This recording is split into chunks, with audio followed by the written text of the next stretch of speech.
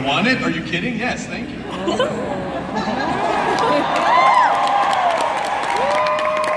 Who are the other 7 missing people? I hope they have hats.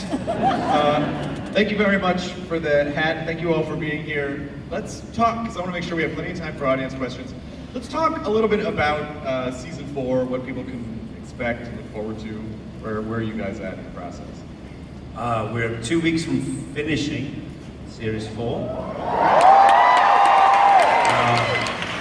We have to fly back tonight. Yes. And Benedict and I have an enormous scene to shoot on Tuesday morning. You want to practice it here, or practice it now? Yeah, we can have a line on. It's about 26 pages of dialogue we're doing next week. But it's going very well. Right. What do you think you guys have, since the start of the show? I mean, I remember when the show first, someone, gave me a screener of it before it even aired, and instantly was, oh, well, this is going to be everyone's new favorite show. Starting from that point, all these years later, how do you think the show has evolved? How do you keep the characters fresh and the relationships intense? I haven't the faintest idea. I don't know. Well, I suppose one of the tremendous advantages that I know is very popular with this crowd is we just don't make very many. Very often we're always fresh and rested when we make a new series. Something like that. But you're essentially making 3 movies a year, though. I mean, that actually is... 3 movies every 2 years. Let's not exaggerate our tiny But in the same period, it must be said, Guy Ritchie's only made 2. Yeah. Does he get any hassle? No. Yeah. We get all the hassle. We're making quite a lot. A number I've forgotten. How many we made? It'll be 13 soon. Yeah. That's almost a season. Yeah.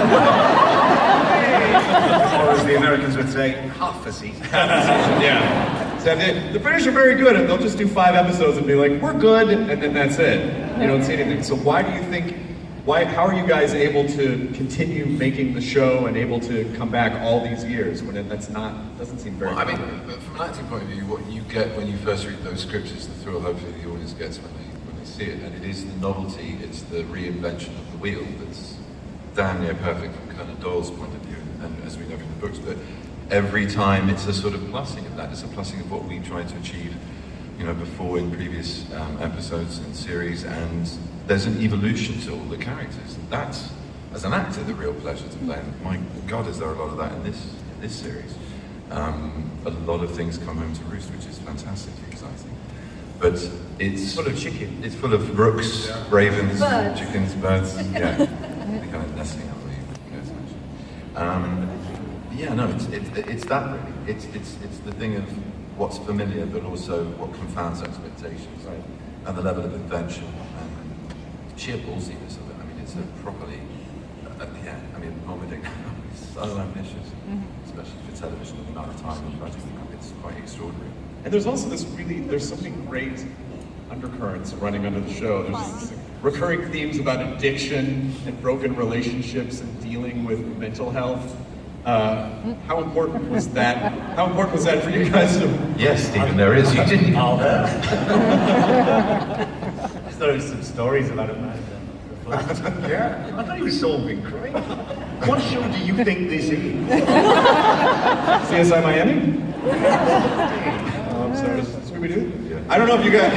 Well, in truth, honestly, we just tried very hard over the last 6 years to keep it evolving, and the big thing right from the beginning of doing 90-minute episodes, film-length episodes, we realized quite quickly that we had to give them a real scale, and you've got to put the characters through an emotional bringer.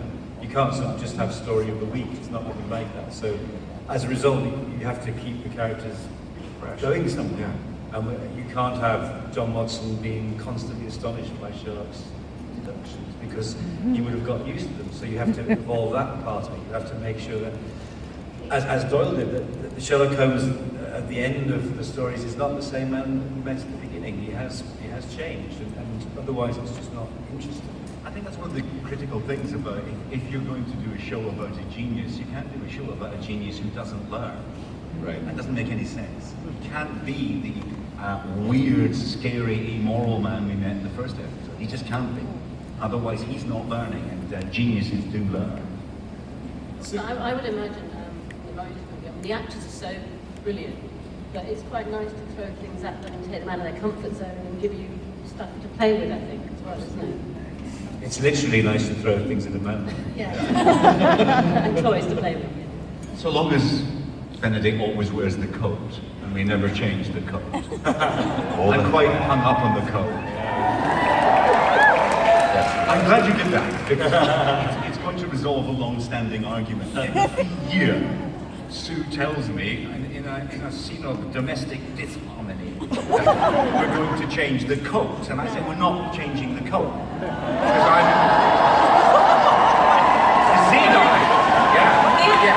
Wow, there's going to be trouble at the mill tonight. I mean, that's how to win popularity in your marriage. Diss your wife in front of an coat obsessees. I'll stick up for Sue. Sometimes that coat needs to come off for two reasons. He wears other... Yeah.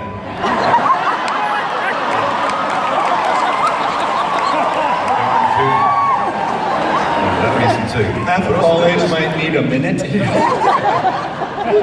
Yeah, well, I wear a suit under that coat, and also sometimes it's very hot, and sometimes you can see it's hot weather, so it does come off.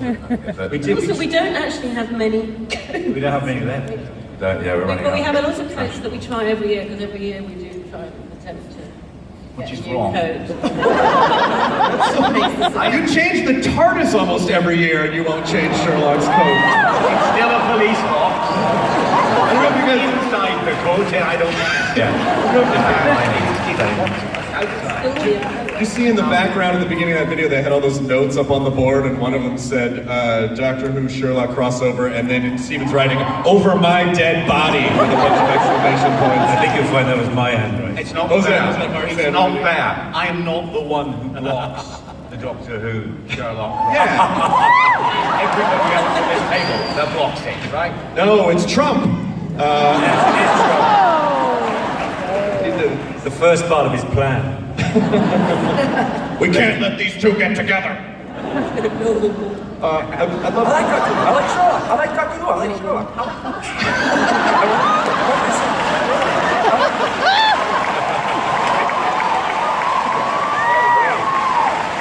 Biopic. Orange face. That's the first time I've ever done it. Amanda, what are you most excited about for season 4? The 3 episodes. It's really dark. It's the darkest that Stephen and Mark have written, and yes, it's. I mean, when we read them, all of us, when we read, we were kind of overwhelmed by them. I think, Yeah. because they were shocking and amazing as always. But they kind of, if we can pull this off, then it's amazing. Yeah, it's a genuine emotional roller coaster, this is, and the learning curves are sort of, yeah, they're massive. With jokes. With jokes, yeah, there's always Yeah, a bit of humour. there are some great jokes. And But there are also quite a few. Yeah. Cheers. Sorry? Drunk Sherlock. I thought you said jump Sherlock. I thought you said jump Sherlock. Somebody out there should do just a specialist cosplay of Drunk Sherlock. Wandering around. Last time we were here, there were lots of people in white sheets. I can't see it. Did you say drunk Sherlock? Do you know what I mean? No, is that it? Drunk Sherlock. Oh, yeah. When he's on the stag do, he's getting pissed. He's good, yeah. That go to my mind, pal. Yeah. I thought it was that way. Where is it? But it's apart from that. We actually have, before we get to the rest of the panel and sort of talk about the series as a whole a little bit, we actually have a teaser trailer for season 4. Since you're here and everything, please roll season 4.